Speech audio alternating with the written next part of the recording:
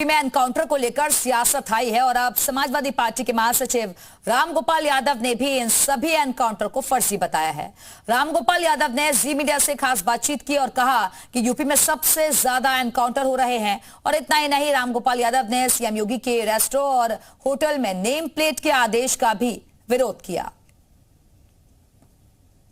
तो सर ये बताइए, अभी कुछ दिन पहले आप चुनाव आयोग गए थे, आपने वहां शिकायत की थी।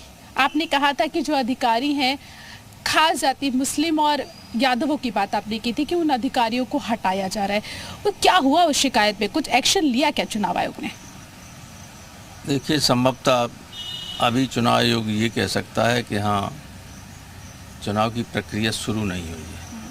इससे पहले वो शायद कोई हस्तक्षेप न करें, लेकिन जो तथ्य दिए थे हम लोगों ने, जैसे कुंदर की विधानसभा क्षेत्र है, उसके पूरे तथ्य कि लोकसभा के चुनाव में बीएलओज कौन थे, विधानसभा के चुनाव में भी लगभग वही थे जी। लेकिन अब जब उपचुनाव होने जा रहा है तो प्रकाशित होने से पहले, जिम्मेदारी देने से पहले जो लिस्ट बनी थी वो भी हमारे पास थी, उसमें भी लगभग सभी थे। लेकिन उसके बाद जो फाइनल लिस्ट बनाई गई उसमें से मुस्लिम और यादव एक भी बीएलओ नहीं रहा, गलती से एक मुसलमान रह गया। देश में जो अभी का सबसे बड़ा मुद्दा है वो है फर्जी इनकाउंटर का, जिसपे अखिलेश यादव ने सवाल उठाए हैं। आप लोगों ने कहा कि जो भी इनकाउंटर हो रहे हैं वो फर्जी इनकाउंटर हो रहे हैं। इस पर आप लोग क्या कहेंगे? क्या आप अपने स्टैंड पे अभी भी है कायम है कि फर्जी इनकाउंटर उत्तर प्रदेश में हो रहे हैं सबसे ज्यादा? बड़े पैमाने पर हो रहे हैं। जैसे 2 एनकाउंटर सुल्तानपुर में हुए, दोनों फर्जी हैं, दोनों फर्जी हैं। ये दूसरा वाला एनकाउंटर हुआ है जिस लड़के का, वो बताएगा गाड़ी में बैठा हुआ था और रिवॉल्वर बंदूक छीनने की कोशिश की और उसे गोली मार दी। ये सब फर्जी है एनकाउंटर। देखिए, सही एनकाउंटर हो, कोई आमने सामने पुलिस से गोली चले मारा जाए, उसका कोई कभी विरोध नहीं करता है।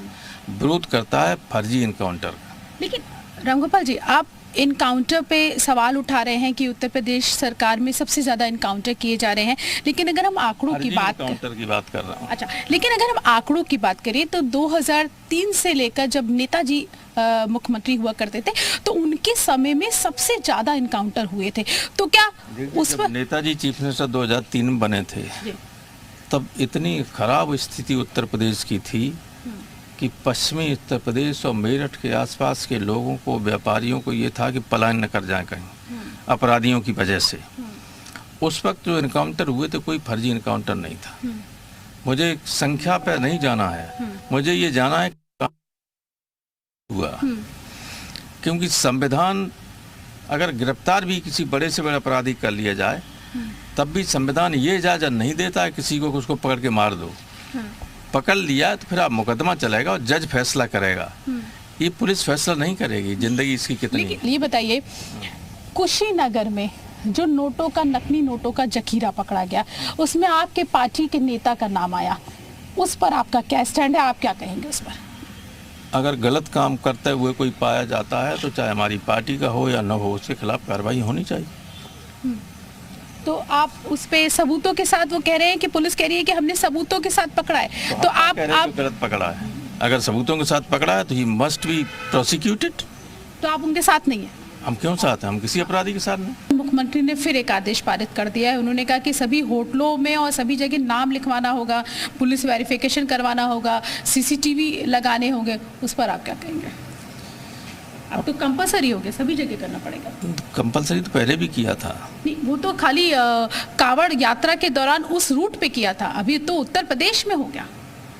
तो कोई न कोई होटल वाला फिर कोर्ट चला जाएगा, कोर्ट इस चीज़ को अमान्य करेगा ही, क्योंकि वो सही बात नहीं। देश में लोकतंत्र है, आप जबरदस्ती लोगों को विभाजनकारी बातें कर रहे, लोगों को बांटने की कोशिश कर रहे हैं। लोगों को एक रखने की कोशिश होनी चाहिए, सरकार की पहली जिम्मेदारी होती है। और ये लोगों को विभाजित करने की बात करते हैं हर बार, क्योंकि इसके अलावा इनके पास कुछ है ही नहीं, कोई नीति है नहीं, कोई रीति नीति नहीं।